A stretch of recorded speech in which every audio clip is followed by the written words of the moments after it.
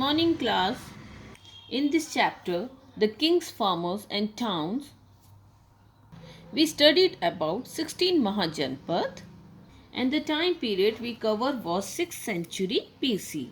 As you know, this time period it occupies a very significant place in the history of India. In Indian history, it underwent many important political, social, economic and religious changes during this period. So today we will start the topic from an early empire, okay, in which we will discuss about a very important empire which we call the Mauryan Empire. So when we talk about this Mauryan Empire, it was the first and the largest of empires established in ancient India. The establishment of this Mauryan Empire, it marks the passage of Indian history from darkness to light. So before the Mauryans, the chronology in Indian history is controversial. The advent of Mauryan period functions like a lighthouse in the chronology of the Indian history. Here you can see the chronology. It becomes definite with the establishment of the Mauryan Empire. So student, here you can see the growth of the Magad. Okay, it culminated in the emergence of the Mauryan Empire. So we saw here Magad, a place which was located in Bihar, and what we saw that out of this 16 Mahajanpad, Magad was the only Mahajanpad who emerged in power. And we saw that what was the causes that the Magad Empire it came or it became the powerful Mahajanpad and it rise into a kingdom. So students, as the Magad Empire, it reached its highest development, okay, with the rise or the emergence of the Mauryan Empire. So here we talk about a very important ruler is Chandragupta Maurya. Okay, he defeated the last ruler of Nanda dynasty and founded the Mauryan Empire. Okay, when we talk about the extension of his empire, okay, it was extended northwest as Afghanistan and Balochistan, and you can see in the south its extent to Karnataka. Then you will see Chandragupta Maurya, okay, he established a vast empire by putting an end to the existence of the small states, okay. Ashok the Great, who gave the world a message of love and peace, he too belonged to the Mauryan dynasty and he was the grandson of Chandragupta Maurya. So, here you can see finding out about the Mauryans. So, how could we come to know about the Mauryan dynasties? Here you can see a very important are the sources, okay, of sources that give us information about the Mauryan dynasty or about the history of the Mauryan period. So students, we have already talked about the sources as we have discussed about the archaeological sources and the literary sources. So here also we will see the both the sources which give us information about Mauryan dynasty. So here you can see historians they have used a variety of sources to reconstruct the histories of the Mauryan Empire. Here you can see archaeological finds, especially the sculptures. Also valuables are the contemporary work such as the account of Megasthenes, a Greek ambassador to the court of Chandragupta Maurya. Okay, if we talk about the account of Megasthenes which survive in fragments, and here you will see another source. This is often used is the Arthashastra, part of which probably composed by Kautilya or Chanakya, traditionally believed to be the minister of Chandragupta. Beside the Mauryas are mentioned in the later Buddhist, Jaina and Puranic literature, as well as in Sanskrit literary works. While these are useful, even we talk about the inscription of Ashoka on the rocks and the pillars are often regarded as amongst the most valuable sources. So students, when we talk about Megasthenes Indica, okay, or you can say Indica of Megasthenes, it is an important source of Mauryan history. If we talk about Megasthenes, he was a Greek historian who was sent as an ambassador to the court of Chandragupta Maurya by Seleucus. So he stayed there during the period around 302 to 298 BC. So he has given a vivid inscriptions, or you can see vivid account of the administration of Chandragupta Maurya and of the social, economic, religious condition of the day in his work in Indica. Indica is not available in its original form now, but its parts and you can see the passages are found in the work of later Greek writers in the form of quotations. Then students, we talk about another important sources, that is a very important source. We call it Arthashastra. So when we talk about Arthashastra, parts of which were probably composed by Kautilya, we call him Chanakya.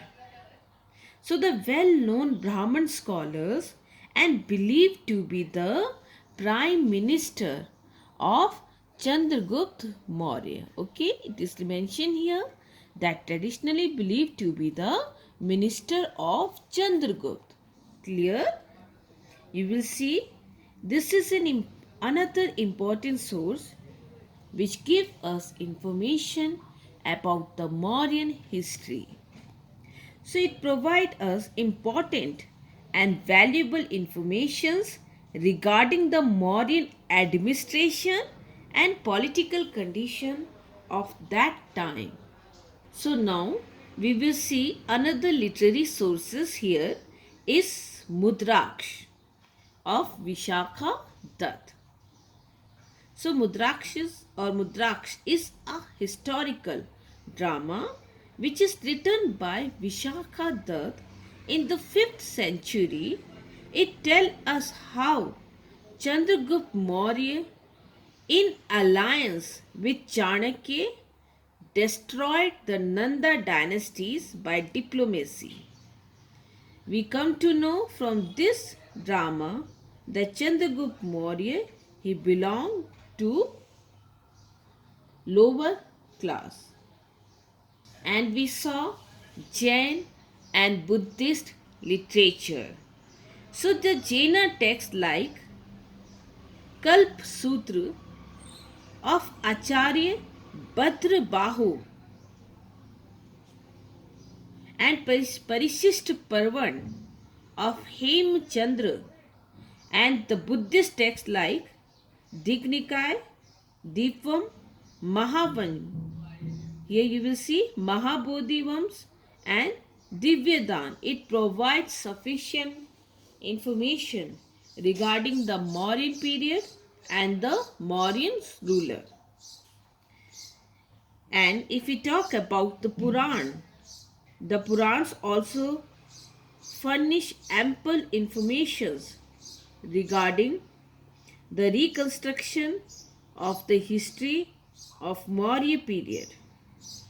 Vayu Puran and Matsya Puran In particular, it provides valuable information about this Mauryan period.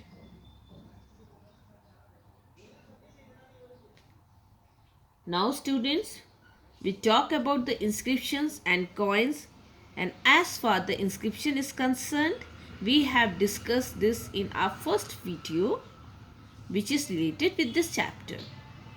So inscriptions are the most important and even it is an authentic source of the Mauryan history. The inscriptions that have been engraved on rocks, caves and pillars. There is a clear mention of Chandragupta Maurya in Junagadh inscription of Rudra Daman. It also provides us information regarding the expansion of Chandragupta Mauryan Empire in western India. And if we talk about the inscriptions of Ashoka, it is the most significant source of the history of the Mauryan period. When we talk about the coin, it also throws light on that period. Here we see the buildings and the monuments. So the building and the monuments of this period also help to reconstruct the Mauryan history. The remains of Patliputra, the stup of Sanchi and Barhut. Okay, so it also throws ample lights on the civilization and the culture of that period. So students, when we talk about the emperor, as we saw two important names here. One is the Chandragupta Maurya. Another important name we hear about Ashoka. So here you will see the first Mauryan emperor. Who was the first Mauryan emperor? Chandragupta Maurya, who founded the Mauryan dynasty. Okay, he established a vast empire by his conquest. So the vast empire, here you will see the Mauryan Empire, it extended from Afghanistan in the west to Assam in the east and from Kashmir in the north to Karnataka in the south. So when we talk about the extension of the Mauryan Empire from Kashmir to Karnataka, and here you can see from Afghanistan to Assam. So the city of Patliputra was the capital of this large empire.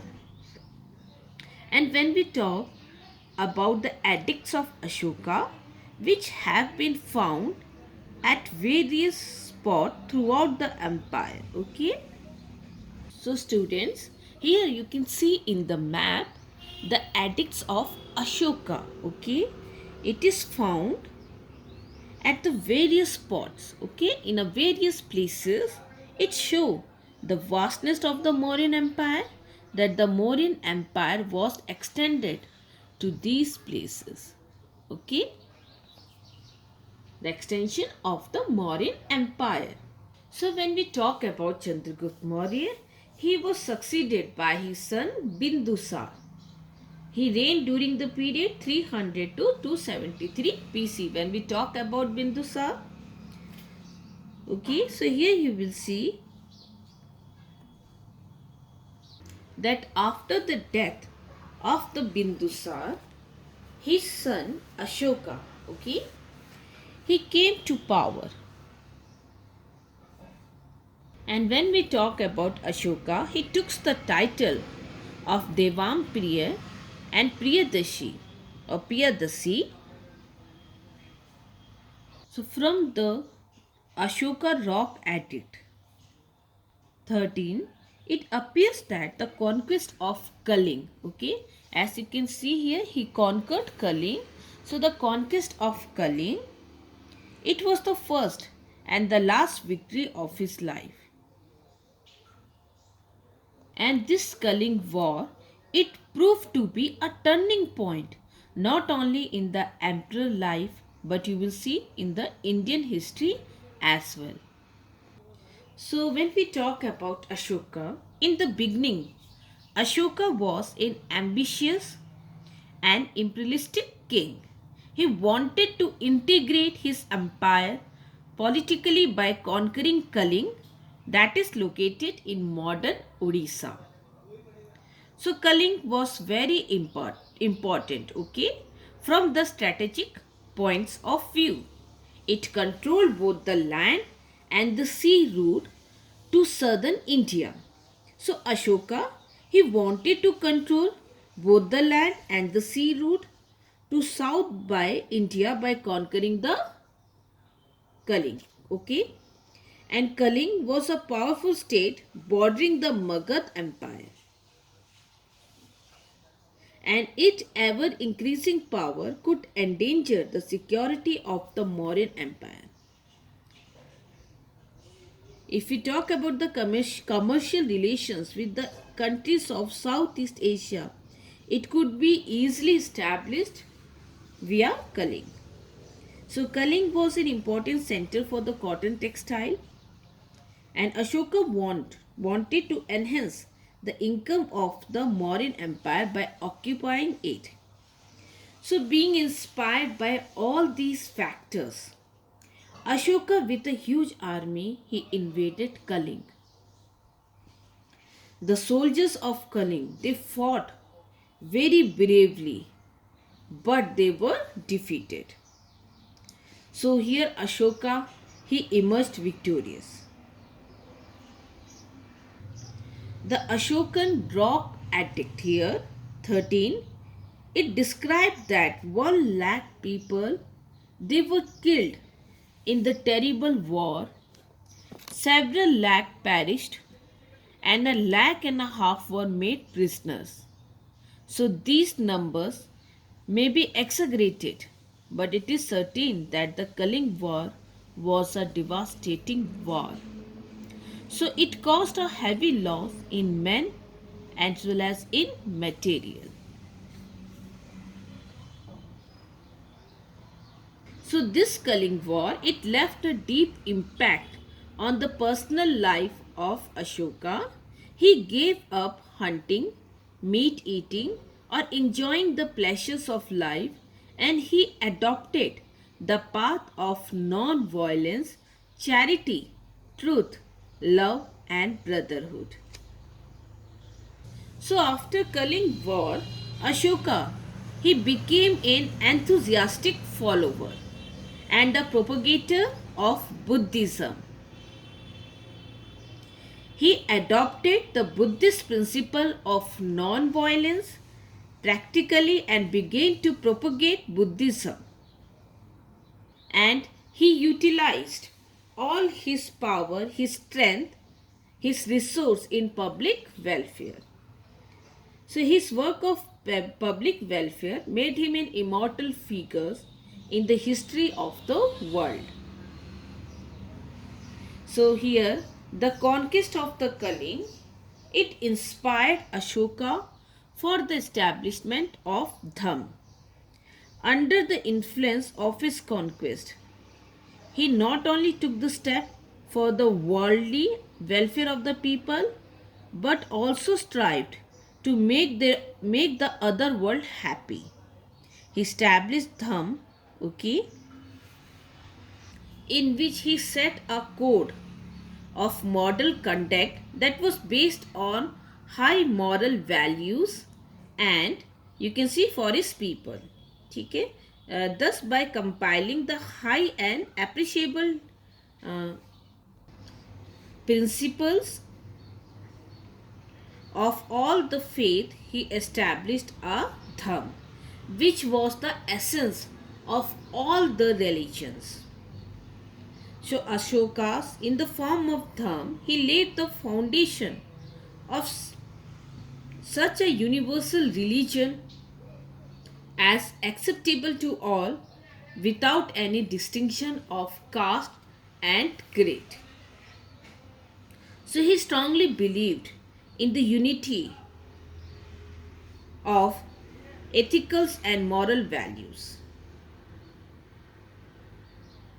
So when we talk about Dham of Ashoka as is explained in his edict is not a religion or a religious system, but a moral law, a common code of conduct. Okay, and what he included in his thumb was to respect to elders. Okay, he stressed everybody should be respect elders and should avoid them respectfully, and then love to youngsters. Just as the youngster should respect and avoid the elder, so the elder should treat the youngster kindly and affectionately. He emphasized to behave properly with slaves and servants. Then you will see that he laid emphasis or he put stress in ahimsa. Okay, a man should abstain from killing of living beings and he should not do any kind of injury to any living creature. Okay, then he emphasized to give up the false ceremonial associated with birth, death, marriage, fasting, pilgrimage, and to adopt the true ceremonials like amity, um, charity, amity, and kindness. So Ashoka he tried to spread the dham by the means like setting his personal examples, organizing pilgrimage, appointing the dham mahamatra, very important, and by the rock ethics. Particularly his personal example and the pilgrimage he organized by him contributed significantly in the propagation and spreading of the dham. So the dham it proved to be a boon for society and the empire, whereas it raised the moral standard of the people and it also helped generate the atmosphere of amity and brotherhood by bringing people of different caste and creeds closer to one another. And even this thumb, it encouraged national integration and put forth a right solution to various social, religious, and political problems.